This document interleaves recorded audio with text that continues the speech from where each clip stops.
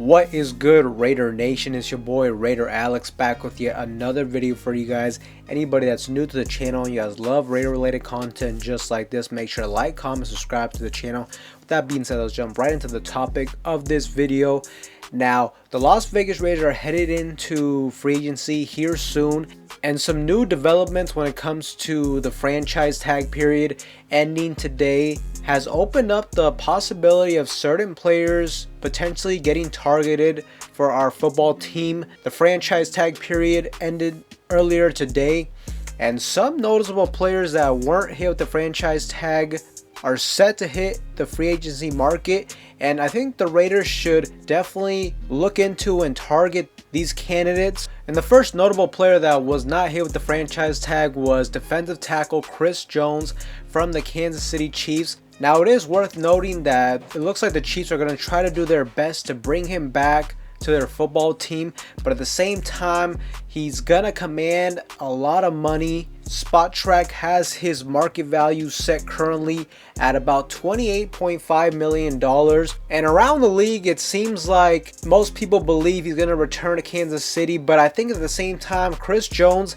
I think is a legit possibility he could potentially leave, especially if a team like the Raiders come out and offer him $32 million per season, something like that. If Kansas City only offers him 28 or something, you know, he may just go to the highest bidder, and that's where the Las Vegas Raiders could come in, because currently we have about $49 million in cap space, and if we really want to, I mean, we can create more cap room when it comes to restructuring certain contracts, releasing certain players. You know, we can definitely get closer to that $60 million range. So if the Raiders really want to get aggressive and spend big on a guy like Chris Jones, they can most definitely do that. And me personally, I think if there's a legit chance to get him, I think you have to do everything in your power to get a guy like this. For one, to me, the defensive tackle position is still a position of need. I mean, last season, the Raiders defensive line played pretty well. Max Crosby did his thing, was dominant on the edge, and we had the emergence of Malcolm Koonce that really just helped out this defensive line group. Tyree Wilson, look, I do have a lot of high expectations for him next season, going into a full NFL offseason, especially with him fully recovering from that foot injury. I do have a lot of expectations for him moving forward, but at the same time, you know, it's not really sure if they're going to continue to play him on the edge or defensive tackle, or if he's going to rotate between D-tackle and edge. But the Raiders, in my opinion, if we can get a dominant defensive tackle to really solidify the interior of that defense and that defensive line, that could really just put this defense in a whole nother level next season. That could really change everything for this defense. And mind you, the Raiders are coming off of their best season when it comes to the defensive side of the football in easily over 10 years. The Raiders defense really stepped up, and under the leadership of Antonio Pierce, they even took it to another level. Under Antonio Pierce, we were ranked best in the entire National Football League when it comes to points per game. And really, if you can get a defensive tackle like Chris Jones, who is arguably the best D tackle, then this defensive line could be scary. I like what we got currently in the linebacker group and the secondary group.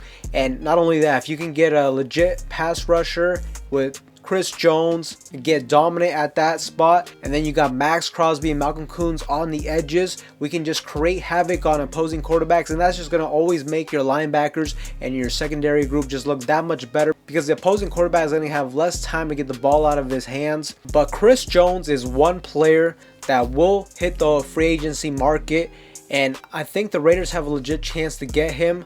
And really, like I said, if you have the opportunity to do so, I think you have to do everything in your power to sign on a guy like this. Not only does he fill a position of need, but at the same time, you're also going to weaken the Kansas City Chiefs within the division. So it's definitely a win-win situation. But another big news is, if we can't sign Chris Jones, another very solid option for us would be defensive tackle Christian Wilkins out of the Miami Dolphins. Now, I recently made a video of, you know, the top options at the defensive tackle position. You know, these two guys were definitely on that list. But in that previous video, I mentioned that I thought the Miami Dolphins were more than likely going to franchise tag him. But after today, they did not franchise tag him. So he's another player that will hit the open market. It looks like the Miami Dolphins are having some issues with the cap salary.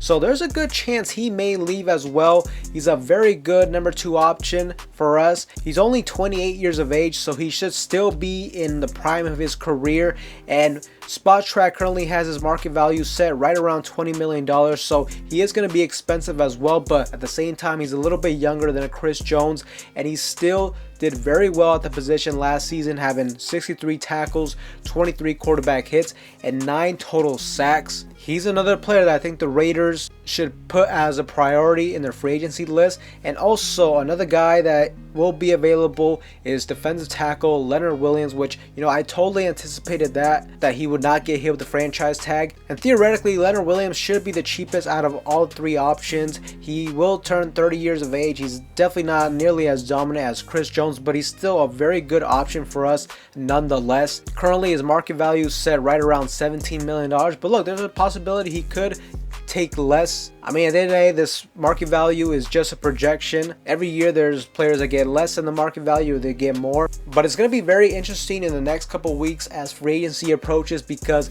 I think defensive tackle should be a priority this year in free agency. I think you got to take advantage. We have the flexibility, we have the cap room to make these type of moves, and you have good players available. And like I said, I think this could really change the trajectory of this defense. And now it's really official. All 3 of these guys will be available in the free agent market, and it's just going to be interesting to see what happens in that aspect. And also, the Raiders officially did not use the franchise tag on Josh Jacobs, so that's also going to be something interesting to keep an eye on during free agency.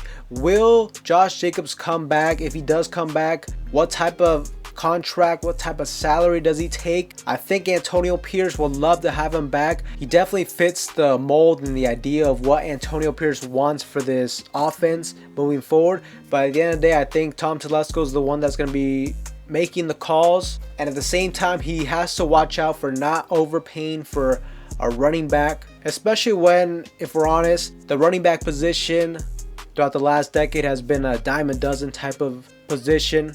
It's widely regarded as one of the easiest positions to replace, but at the same time, Josh Jacobs was dominant, and we would like to have him back next season, but it's just all going to depend on what his market value will look like. Another player that I also think that's interesting is linebacker Patrick Queen. He did not get hit with the franchise tag, so he's another guy who will be available. He's kind of more lower on my priority when it comes to free agency, as I do overall like the linebacker position, but I still think you can improve at that position. I think Patrick Queen would be a great addition to the linebacker group. But as I said, I think we need to prioritize the trenches, the defensive tackle position in free agency. Not only that, I think it would be a good idea to invest in some depth on the offensive line. But, you know, that's the news when it comes to free agency. That's right around the corner. These players will be available for us, and I hope the Raiders make a big move for one of these 3 defensive tackles that I mentioned. But Raider Nation, I definitely want to get you guys feedback in the comment section down below. Let me know who you guys want in the comment section down below. And with that being said, Raider Nation, that is all I have for you guys in today's video. Anybody that's new to the channel, you guys love Raider related content just like this, make sure to like, comment, subscribe to the channel. With that being said, I will see you guys in the next one.